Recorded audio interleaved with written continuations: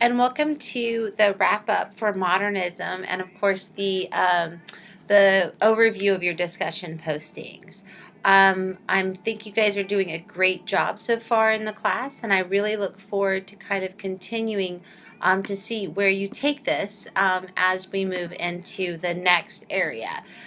So just to let you know, what we're kind of looking at right now is kind of one more week, which you're in right now, and then we'll be going into the midterm. The midterm is actually accessible on February 10th, and it runs from February 10th basically through the 19th. Um, just to give you that full week, and it is through ProctorU. So please do make sure that you take a look and see what that requires you to do, because it does. It has a couple steps, so just please take a look at that. I'd really appreciate that. Week 5, of course, is modernism. It's short fiction and poetry, so we're kind of building on what we did this week. And by the way, fantastic job, y'all. I really think that above and beyond everything, that you guys have been a great class in the sense that you really are considering and contemplating what it means in some ways to both engage your resources, but also to move beyond that. So I just want to kind of start out with just kind of going through and hitting some high notes. I'm also going to pull in some information from the Harman and Holman, which is one of my, I guess you'd say, go-to sources. I definitely think if any of you are literatis or burgeoning literatis, getting a copy of this will be helpful, in that it really is just a dictionary that helps you to understand, and it's broken down with a lot of really great information. In fact, I bring it in because I love the kind of the breakdown of the modern and the modernist period that it has in here. It really is helpful at situating it. But you guys did a good job of situating it too. I mean, Tara mentioned this like physical and emotional search that was happening, and many of you hit on that. In fact, in many ways, modernism is a place where people didn't know how to be. Like, they didn't have ontological certainty anymore. It's kind of like when you wake up in the morning, you know your alarm clock's going to go off, and you know you're going to take a shower, and you know you're going to do this. You have this like certainty to your life. It's called ontology. You know how to be. But in the modern period, we had a number of things that were happening. You know, World War II, of course, and then World War I. Even before that, we had Einstein and the atom bomb, and we had, Friedrich Nietzsche saying God is dead. Not just God, but like the theory, the notion that there could be a God. That whole idea is dead. Sigmund Freud and Carl Jung working with the idea that your mind, you don't even have control over that. Darwin's studies. I mean, all of this caused a real shift in how people were and how they could be. And the poets and the artists picked up on this and pull it out, right? There's also, of course, economic upheaval, too, that many of you mentioned. So I think Tara and Amanda both did a good job of kind of connecting that.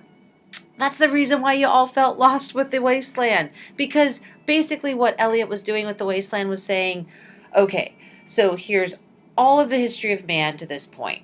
April is the cruelest month, blooming. Like, what? But he basically goes through Tiresias with his dugs. Tiresias was a hermaphrodite, so there's that. But he's basically saying, like, these things that have happened throughout the history of time, they're now all just put into this like blender of encyclopedic knowledge, but none of it has any meaning anymore. Da, da, da, da, right? It ends with like this weird nonsensical like chant. But that's kind of where we're going, right? And it is very long, and the footnotes are what helps it the most. You know, I think Timothy did kind of pick up on that, the notion of the unreal city, this notion of like mechanization. And that also is happening too with this industrial revolution, right? And the poets are kind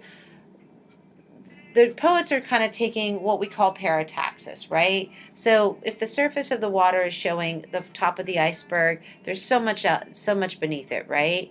Well, the poets only show you that much, but there's a crap ton of stuff beneath it. And that's what Eliot was doing. So imagine how large the wasteland is, and it's still covering up more.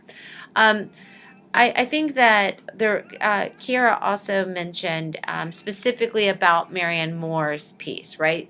That this is a counterpoint to it too. This is kind of a kind of a sense that poetry doesn't need to be outside, right? But it can defamiliarize us, right? And that's what a lot of the poetry is doing, is it's giving us something that seems very ordinary and is asking us to contemplate it from a different perspective, which does cause us to provide a deontological moment or experience. So that's a great point of view to bring up. Um, I also saw an Amanda Quick's observation about Pound's poem in a station of a metro. Yes, that is it's like two lines, right? But it's so visceral and you can see it, but there's so much beneath the surface that also is pulling it out. And I really appreciate kind of that observation. Um, Many of you kind of also mentioned that this wasn't linear poetry. Like it didn't follow this kind of trajectory like an epic poem, that it didn't follow the line of a story, that it really kind of instead had this almost sense of jarring. And that also is to represent the time period that it's being written and being read, and kind of that notion of appreciation. Um, I also saw like Katrina Spencer's observation. The thing is think about poetry as not being story. Poetry is visual. Poetry is an artistic rendering of capturing a moment, but it's not giving you a lot of unpacking. Whereas a story, whether it be a short story or a novel, that's giving you an expanse, right? I like to think of poetry as being a note or a tone, and a story being kind of a composition. Now, that doesn't always apply. There are some poems that are stories, there are some stories that are poems. I mean, but I think understanding that these are two different ways of interpreting and engaging an experience is important. Um, and it's difficult. Reading poetry and reading poetry well is one of the hardest things. I'll be honest with you, I used to hate poetry, hated it. But you know what I discovered is that what poetry was like concentrated emotion, concentrated experience. It was the image captured in 2 words instead of 200. And what that meant was that the time it took for me to read a 200-word story was the same time I should be spending on 2 words. And so it's about time. Larry mentioned this too. You guys were commiserating. Larry was like, I get what you're feeling. And many of you, like Sharon even mentioned, the complexity of the work, right? The idea that you had a hard time is, I don't want to say is okay, but you're not alone in this. Um, Poetry does require some different skills. Now, I will also say, and this was something that kind of came out in, trying to see, and David's posting. David Williams wrote, for most poetry, I try to look at it as some sort of song. That's a good way to look at it because it is difficult, but it can be seen as a expression of sorts. I'm glad that some of you also mentioned that this was your favorite, that you're enjoying it, because I enjoy it too, but it does take a little bit of a different time to work through it. Um, Overall, all of you guys are doing such a fantastic job with thinking about how these moments of literature represent the time period that we're reading it under, but also you're connecting it back to who you are. And ultimately, that's the project of reading literature. I mean, modern is really just a break with tradition, but it's a break with tradition in the sense that it allows you to also see and experience that too. Not just a break with historical tradition, but a break with the tradition before.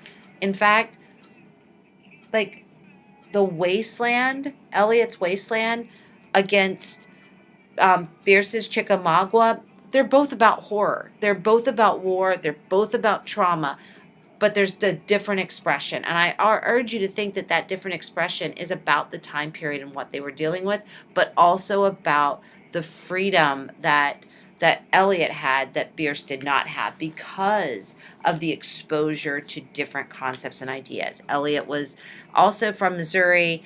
He traveled a fair bit, went to Harvard, became an expat. He just had a different experience. But all of you guys, great job on this work on modernism and modern poetry. So applaud, kudos. For this week, you're actually getting to read one of my favorite. Well, he's who I did my dissertation on, Ernest Hemingway. You're getting to read some of his work, his short fiction. You're reading The Snows of Kilimanjaro, which is a great and amazingly powerful story. You're also reading F. Scott Fitzgerald of The Great Gatsby, but F. Scott Fitzgerald's Babylon Revisited. Uh, Depressing but yet pertinent story. And then Sherman Anderson's Winesburg, Ohio, such a great story. And Catherine Ann Porter's Flowering Judas. So you're reading some short stories, which are good. And these are short stories that you should be able to engage and get right into. You're also reading a little bit more poetry. This is shorter stuff. You have Robert Frost, who, of course, was one of our major poet laureates. You also have E. E. Cummings, who is also a fairly good modern poet. William Carlos Williams, H.D. or Hilda Doolittle, and Wallace Stevens. Wallace Stevens sold insurance, by the way. So you've got some interesting components. And then we'll be moving right into you're preparing for your midterm. Just to let you know, the readings are there. There's also a couple podcasts to help you, one on plot and, of course, one on Hemingway and Fitzgerald. There is no readings, so once you finish this week, once you finish the readings and the postings, there's no readings for next week. It's just focus on your midterm. The midterm is open book, open note, just not open computer. You can take in your notes. I also provided a study guide under the discussion area so that you can take a look at that. If you complete the study guide, I'll give you extra credit. It'll be good for a discussion response. So if you forgot to turn in a response to a peer, or you have one that you didn't do as well as you would have liked to do, let me know, complete the study guide, and I'll give you extra credit for that. If you do have questions, like I said from before, please let me know. I look forward to seeing what you do to Hemingway, or not do with Hemingway, and keep me posted. Have a great week, and best of luck.